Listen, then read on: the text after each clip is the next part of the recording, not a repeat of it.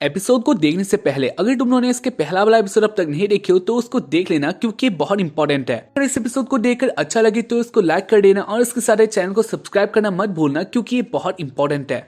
इससे हमें बहुत मोटिव से मिलता है और इसलिए थैंक यू। तो इधर एपिसोड का स्टार्टिंग होता है और हमें दिखाना चाहता है एक अलग ही जगह में होती है जहाँ पर वो सो रही थी। वेल इसकी बारी वो अपने आंखें खोलते हैं जहाँ पर वो थी एक लाइब्रेरी में। इस सीन के बारे में कहा जाए तो हमें दिखाना चाह रहा है करण का फ्लैश बैक। इसके बारे करण अपना आंखें खोलती है और वो अपने पेंडेंट को निकाल लेती है और वो कहते हैं क्या ये सपना था या फिर कुछ और। इसके बारे सीन आता है करण के पास जहाँ पर वो एक दुकान के पास होती है और अभी के टाइम में करण के पास वो पेंडेंट नहीं था। उसी दुकान के पास आती है जहाँ पर बहुत सारे लॉकेट्स या फिर तुम लोग कह सकते हो पेंडेंट्स होते हैं। वेल इसके बाद करण अपने लिए पेंडेंट देखने लग जाती है। दिखाया जाता है सेल्समैन को जहाँ पर वो करण को देख लेता है। सेल्समैन करण के बारे में जान लेता है, यानी ये कोई इंसान नहीं है, ये एक ड्रैगोनेयर है। इसके बाद करण अपने पेंडेंट को चॉइस कर लेती है और वो कहती है इसका कितना प्राइस है और उसके बाद वो दुकानदार का फायदा लेता है, यानी इसके बाद वो कहता है इसका प्राइस बहुत ज्यादा है और इसके बाद वो अपना प्राइस कह देता है जो कि बहुत ज्यादा था।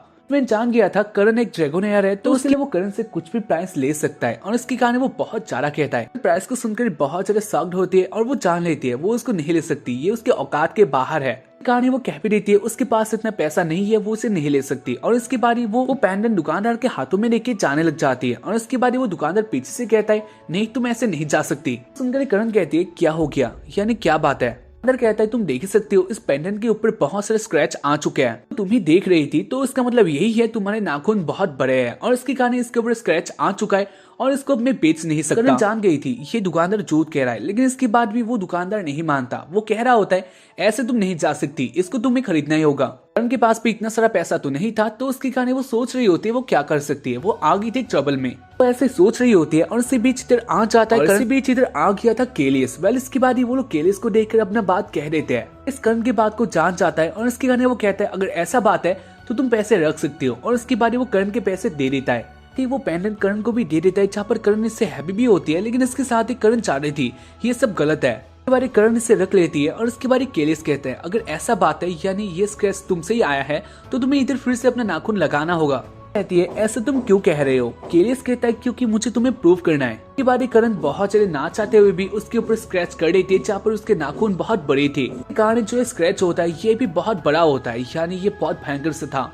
देखकर केलियस श्योर हो गया था ये स्क्रैच करण से नहीं आया है। स्क्रैच करण से नहीं आया है, यानी वो जान गया था दुकानदार करण को ठग रहा था। इसके बाद वो दुकानदार के पास आकर सारा बात कह देता है जहाँ पर वो भी जान गया था वो फंसने वाला है। और इसके बाद वो एक नया पेंडेंट दे देता है, वो भी आधे दाम में, यानी रियल प्राइस में। केलियस ये पेंडेंट करण को दे देता है जहाँ पर इसको पाकर करण बहुत हैप्पी होती है। साथ ही वो केलियस से बहुत इम्प्रेस हो चुकी थी। इसके बाद करण का एक न्यू लाइफ स्टार्ट हो चुका था जहाँ पर वो केलियस के साथ ही रहती है और इसके साथ वो लोग एडवेंचर करते हैं। यहाँ लाइब्रेरी में जहाँ पर केलियस अपने दोस्तों के साथ जाती है। बेस्ट करण अपने दोस्तों के साथ जाते हैं। वैसे ये करण के दोस्त नहीं थे, ये केलियस के दोस्त होते हैं और वो लोग एक साथ ही एडवेंचर करते हैं। केलियस को बहुत बिलीव करती है, यानी वो केलियस को चाहती है। वो लोग बहुत एडवेंचर करते हैं जहाँ पर करण अपना पावर का इस्तेमाल करती है और इसको देखकर केलियस भी हैप्पी होता है, यानी उनका जर्नी इजी हो गया था। ऐसे ही एक टाइम की बात है जहाँ पर वो लोग आ चुके थे एक और न्यू एडवेंचर में, जहाँ पर वो लोग लड़ने वाले थे एक बहुत बड़े स्नेक से। आ जाते अपने डेस्टिनेशन पॉइंट में और उसके बाद केलियस कहता है जानते हैं ये बहुत भयंकर है तो उसके कारण तुम लोग अलर्ट रहना, करण तुम टेंशन मत लेना, मैं तुम्हें कुछ भी नहीं होने दूंगा। और इसको सुनकर करण बहुत हैप्पी होती है। बारी वो जोश में आ जाती है और वो कहती है नहीं ये काम उसके ऊपर ही छोड़ दिया जाए। और इसके बाद वो अपने स्वॉर्ड को लेकर आगे चली जाती है। लेकर केलियस हैप्पी होता है, यानी उसका काम फिर से सॉर्ट हो चुका था।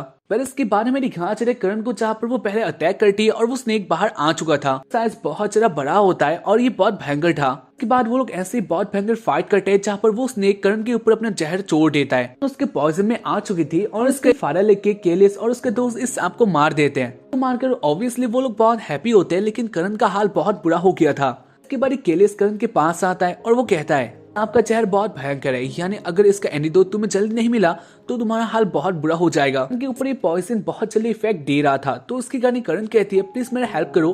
केलियस कहता है नहीं वो ऐसा नहीं करने वाला, ड्रैगोनेयर बहुत भयंकर टाइप के होता है, यानी ये किसी काम के नहीं है। ऐसे बोलकर केलियस अपने दोस्तों के साथ इधर से चला जाता है और उसको देखकर करण को ज्यादा ही भयंकर सा शॉक मिलता है, जहाँ पर वो सोच रही होती है ना जाने उसने किसके ऊपर बिलीव कर लिया। करण अभी के टाइम में बहुत भयंकर डेंजर में है। इसके बाद भी करण हार नहीं मानती, यानी बहुत टाइम के बाद वो रिकवर कर लेती है और वो उस लाइब्रेरी के बाहर आ जाती है। तो हालत अभी इतना ज्यादा अच्छा नहीं था, लेकिन इसके बाद वो किस तरह से अपने घर आ जाती है। इसके बाद जो इधर लोगों का रिएक्शन होता है वो देखने लायक होता है। है, यानी वो लोग करण को देखकर बहुत शॉक्ड होता है। कहती है केलिस का क्या हुआ, और उसके बाद वो लोग कहते हैं केलिस तो इधर से कब का जा चुका है, कहा था तुम मर चुकी हो तो तुम इधर कैसे आ सकती हो। और उसके बाद इसको सुनकर करण बहुत गुस्सा होती है, केलिस को ढूंढने के लिए ऊपर चली जाती है, लेकिन केलिस इधर से कब का जा चुका था। इसके बाद करण केलिस को बहुत ढूंढती है, लेकिन वो कहीं पर भी नहीं होता। ऐसे ही करण मिल जाते है एक और बंदे से जो कि बहुत पॉपुलर होता है, यानी ये भी एक एडवेंचरर था जो कि अकेले एडवेंचर करता है, पास बहुत पावर होता है, तो उसके कारण वो पॉपुलर भी था और उसके साथ बहुत कूल भी होता है। और इसके कारण करण उसके पीछे आ जाते हैं, यानी उसको फॉलो करने लग जाती है।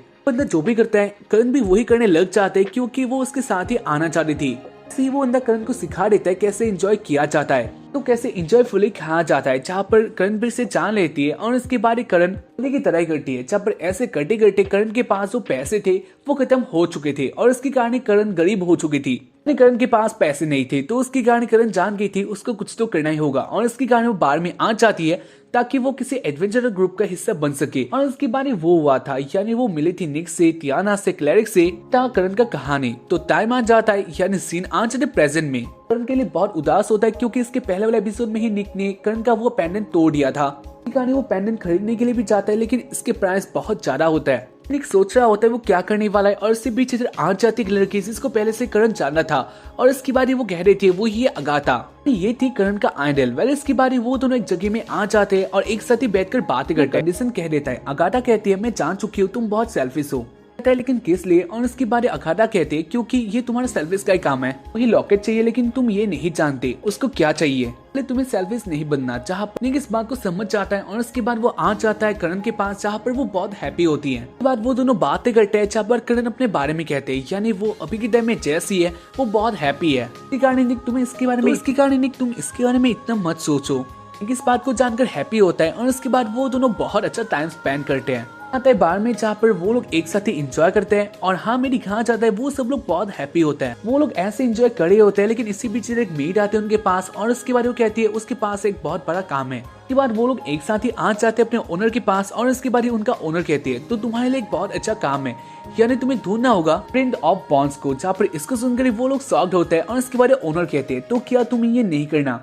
और उसकी बारी वो लोग कहते हैं हाँ वो लोग करने वाला है, यानी उनको मिल गया था एक नया एडवेंचर। तो हम लोग कह सकते हैं आगे बहुत सारा एडवेंचर हमारे लिए वेट कर रहा है, तो या हम लोग मिलेंगे उधर ही। तो अगर इस एपिसोड को देखकर अच्छा लगा है या फिर इधर तक देखी हो, तो इस एपिसोड का कोड है 121, लिख देना ताकि मुझे पता चले तुम लोगों ने इधर तक देखा है। और इसके साथ ही एपिसोड को लाइक करना मत भूलना, और इसके साथ अपना एक ओपिनियन कमेंट बॉक्स में शेयर भी कर देना। चैनल को सब्सक्राइब करना, और मिलता है इसके बाद वाले एपिसोड में। तब तक के लिए बाय, जय Hind, sayonara, baby, stay healthy, stay cool.